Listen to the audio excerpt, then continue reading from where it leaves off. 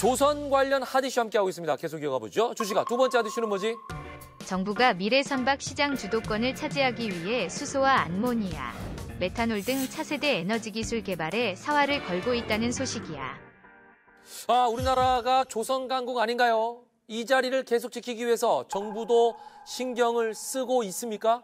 네, 아무래도 이제 우리나라가 세계 1위를 계속적으로 지키기 위해서는 네. 정부 쪽에서도 이제 투자가 들어갈 수밖에 없겠죠. 그렇죠. 그래서 크게 이제 무탄소 선박, 그다음에 선박 자율주행, 이제 요 분야에 대해서 이제 투자를 좀 진행을 하고 있거든요. 네, 네. 그래서 현재 이제 60% 정도인 이 고부가 가치의 선박 비율을 약 75%까지 늘리겠다라는 정부 계획을 밝혔고, 이를 위해서 약 10년간 2,540억 원 정도를 투자를 하겠다라고 이제 밝힌 상황입니다. 근데 이거 같은 경우에는 2050년에 어쩔 수 없이 그러니까 탄소 배출을 감소시키려는 네. 이 국제 해사 기구의 목표가 있기 때문에 네. 이걸 달성하기 위해서라도 꼭 해야 되는 목표거든요. 그러네요. 제가 하나 여쭤보고 싶은 게 네, 뭐요? 배 한 척당 매연을 뿜는 자동차는 몇 대일 것 같으세요? 배 한 척이 뿜는 매연이 네. 자동차 자동차로 몇 따졌을 때몇 대? 대이겠느냐? 네. 배가 워낙 크잖아요. 그렇죠. 1,000대? 만 대. 에이트! 만 대. 에이트! 나도 지금 많이 했다고 생각했는데 곱하기 10이네요. 우리가 흔히 말하는 벙커시우라는 거 있잖아요. 네. 굉장히 버거슈가 이게 탄소가 많이 나오잖아요. 네, 그렇죠. 거기서 나오는 탄소가 굉장히 많이 나오고 있는데 원래는 IMO 2020이라는 게 있어요. 네, 2020년도에 네.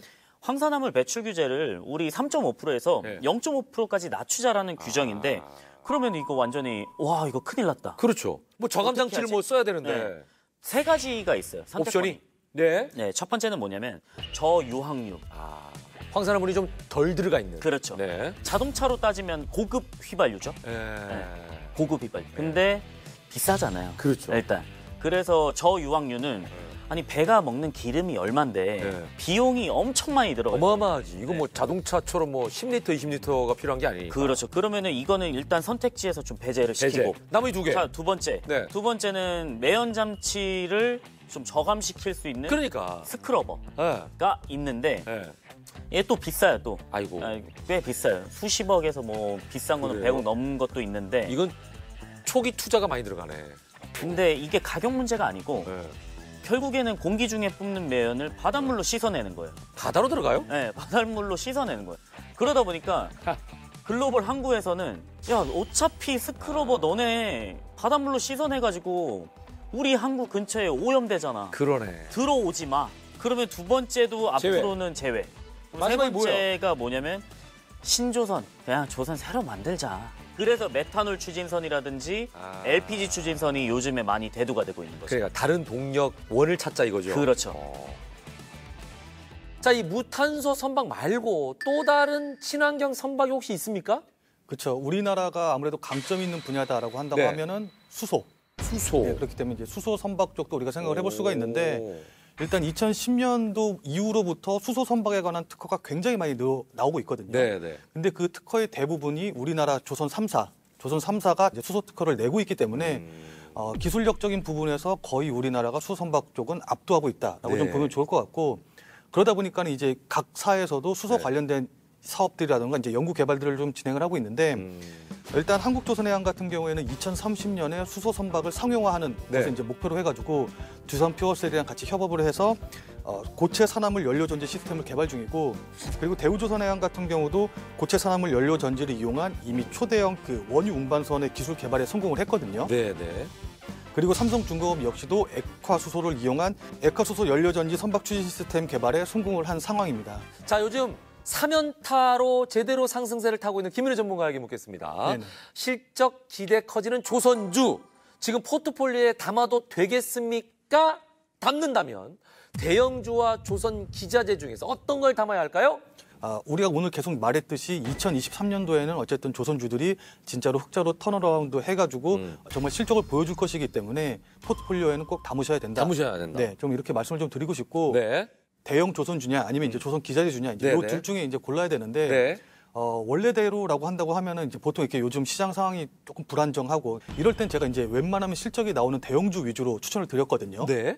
근데 아니란 얘기네요. 네, 대형 조선소 같은 경우에는 아무래도 실적도 좋고 굉장히 좋을 것이라고 예상이 되긴 하지만은 우발적으로 나올 수 있는 악재들이 조금 있기는 해요. 그러니까 저는 지금 단계에선 대형 조선주도 뭐 물론 좋긴 하지만은 그거보다는 조금 더 수익률적인 측면에서 접근을 하면은 조선 기자재 쪽 이쪽이 좀 좋지 않을까라고 생각을 하고 있습니다. 네. 근데 저도 이제 여기서 한마 질문을 좀 드려보고 싶어요. 질문. 네. 김현욱 아나운서님은 몸 중에서 어디가 가장 중요하다고 생각을 하세요? 입이요. 입이요. 벌어먹고 살아야 되잖아. 중요하죠. 중요하죠. 생각지도 못했네요. 저는 머리 아니면 심장 뭐 이럴 줄 알았는데. 농담이고요. 네네네. 심장이 중요하죠, 심장. 그쵸, 네, 아무래도. 심장이 뛰지 않으면 뭐 머리만 있으면 뭐합니까? 머리로 피를 보내줘야지. 그렇죠. 심장이죠. 그렇죠. 네. 그래서 이 조선업에서도 네. 심장이 가장 중요하기 때문에 네. 오늘 제가 이 조선업의 심장을 담당하고 있는 이 네. 관련주를 레벨업주로 가져왔습니다. 레벨업주가 나오는 겁니까? 네네, 맞습니다. 선박의 심장. 요 종목 같은 경우 이제 첫 번째로 선박의 심장을 담당하는 엔진을 만드는 회사로서 네. 현재 이제 삼성중공업 그다음에 대우조선해양에 납품을 하고 있고 또 이제 중국 쪽으로도 조금 납품을 하고 있는 그런 회사다라고 좀 보시면 좋을 것 같습니다. 네. 그리고 실적에 대해서 이제 주가가 가장 크게 반응하는 게 뭐 어닝 서프라이즈가 났어요. 예. 이것도 당연히 좋은 거기는 한데 예. 그거보다는 적자였다가 흑자로 바뀌었어요. 이 흑자 전환에 좀 더 주가가 강하게 반응을 하거든요. 그렇죠. 계속 이익이 나고 있어요. 이거보다는 이제는 흑자로 전환됐어요. 그렇죠. 서프라이즈 하지 않습니까? 말 그대로. 맞습니다. 예. 그러다 보니까는 이 종목 같은 경우에는 지난 2020년 4분기부터 지금까지 계속 적자였는데 네. 요번에 흑자로 전환을 성공을 했기 때문에 시장에서 이 실적에 관련된 민감도가 높은 종목이다. 그러네요. 네, 이렇게 보시면 좋을 것 같고 네. 그럼 또 이렇게 생각하실 수가 있어요. 네. 아니 그거 실적 반짝 한번 나온 거 아니야? 하고 그냥 끝나는 거 아니야? 네네 그렇게 생각하실 수가 있는데 수주 잔고를 벌써 2조 정도를 이제 갖고 있어가지고 네. 일감으로 치면 2년치 일감을 이미 확보해 놓은 상황이다. 2년치 일감을. 2년 동안은 편안하게 실적이 상승할 수 있는 종목이다. 뭐 물론 이렇게 좀 보실 수 있을 것 같습니다. 예. 그리고 이제 마지막으로 아무래도 이제 선박에서 이제 탄소가 배출되고 이러는 거에 가장 큰 원인은 결국은 엔진이거든요. 그렇죠. 그렇기 때문에 이게 친환경 선박으로 가고 이렇게 된다고 하면은 예. 이 동사에서 생산하고 있는 친환경 엔진에 대해서 시장의 주목도가 더 높아질 수밖에 없다. 이렇게 보기 때문에 예. 모멘텀적인 측면으로도 시장에 관심을 많이 받을 수 있는 종목이다.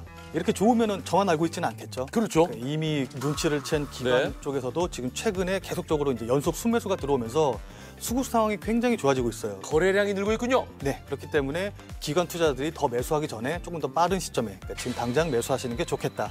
이렇게까지만 말씀드리겠습니다. 여기까지네요. 네. 자, 과연 김민우 전문가가 3연타석 홈런을 날릴 수 있을까요? 여러분의 계좌를 업그레이드 해줄 김민우 전문가의 레벨업주가 궁금하시다면 카카오톡 채널에서 만내 박조식을 검색한 이후에 친구 추가를 반드시 해주시기 바랍니다. 하지만 모든 투자의 최종 판단은 여러분의 몫이니만큼 현명한 투자하시길 거듭 강조해 드립니다. 여러분의 계좌까지 함께 키우기 위해서 만내 박조식은 다음 주에 더 핫한 주제로 찾아오겠습니다. 시청해주신 여러분 고맙습니다. 오늘도 레벨업!